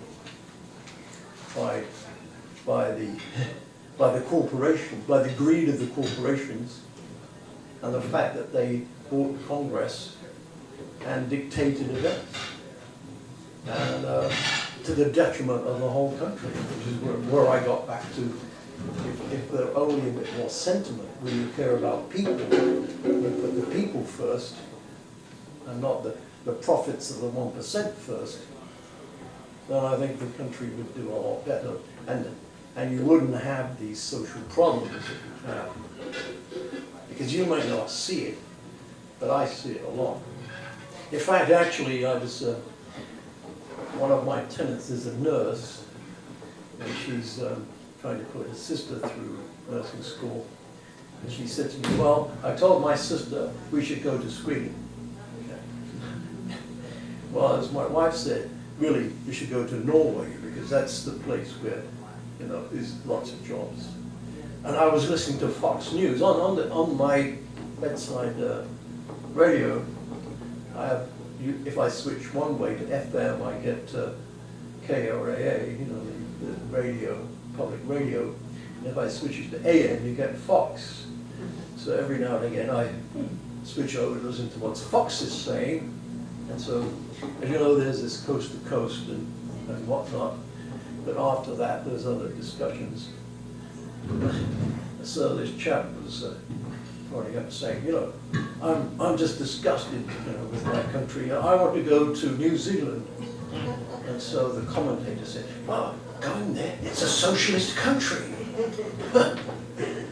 Well, I wondered why he wanted to go there. But so it's quite interesting that there is a deep unease in the country, a really deep unease. And it's what happens when the greed of corporations start taking over the country. And this, I think I've said this before, this was what was feared when corporations were chartered in the mid-19th century. They realized that this pool of money would be undemocratic. And so it just turned out to be. Now, one solution actually is a revolution, okay?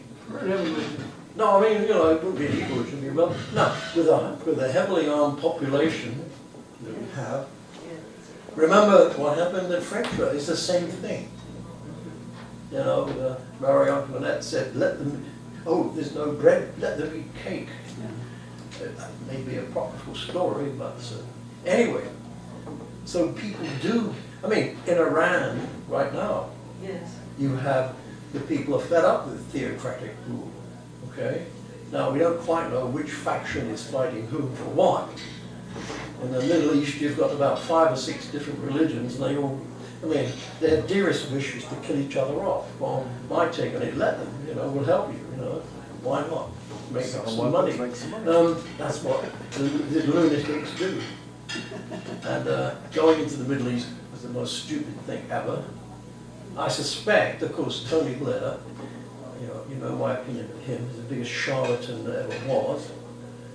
It was a disaster for Britain. Well, he's now, every now and again he pops up, and of course he's totally ignored, but he was called George Bush's poodle, okay?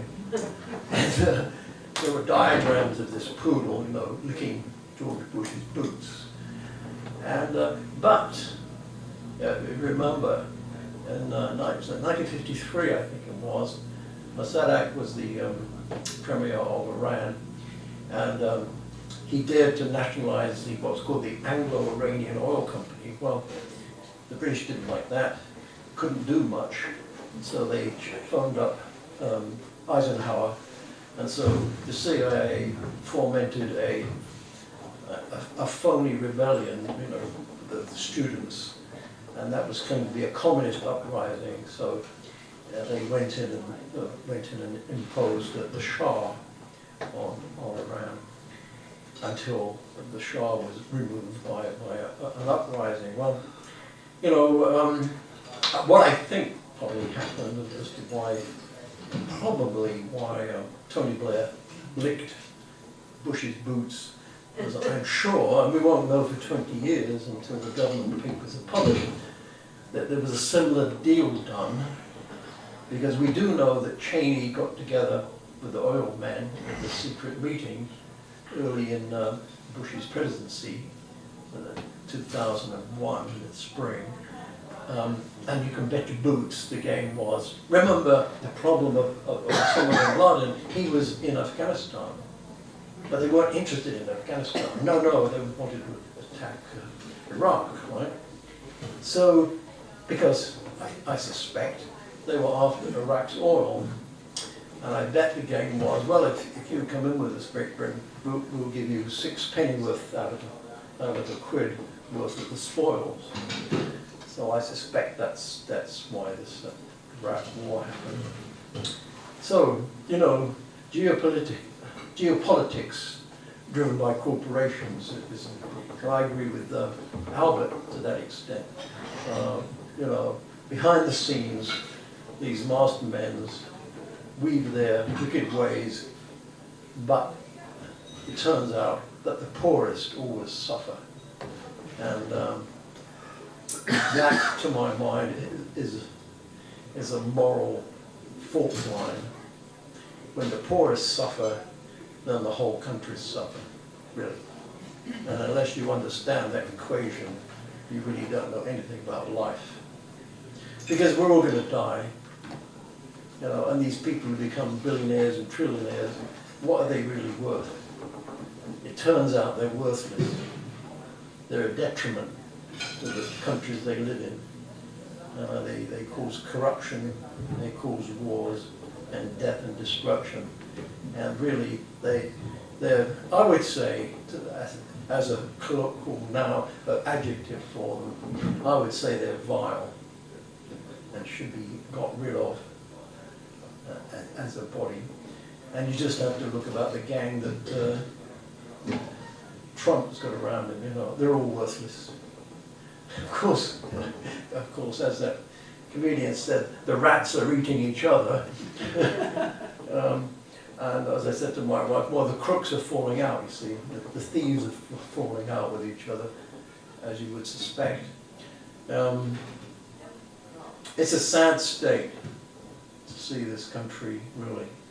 Because I think, generally speaking, the average American is a good guy, just really wants to help his neighbor. But I think this whole atmosphere since Reagan, one of greed and selfishness, really is what impels the country downwards. And the same in England with Thatcher. It's really the worship of greed and these people who are worthless. And while that goes on, the country suffers. And the danger is a revolution, really. That's what I see coming. Something's going to happen. And, anyway, but I would need an hour to expand on what to do more thoroughly. But, so anyway, I thank you everyone for coming. You were a very good audience. You didn't cause me too much trouble or headache, which is always nice. I thank you, Calvin, for his comments. I understand. I thank Albert for his comments and others who may have said a few words. But anyway, I invite, of course, Calvin will speak next week, so I look forward to that. And with that, I will say good night.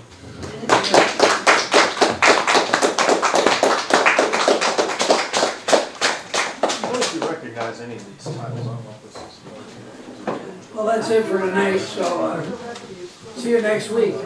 And our speakers, you'll still be here for a little while, you can talk to them, so.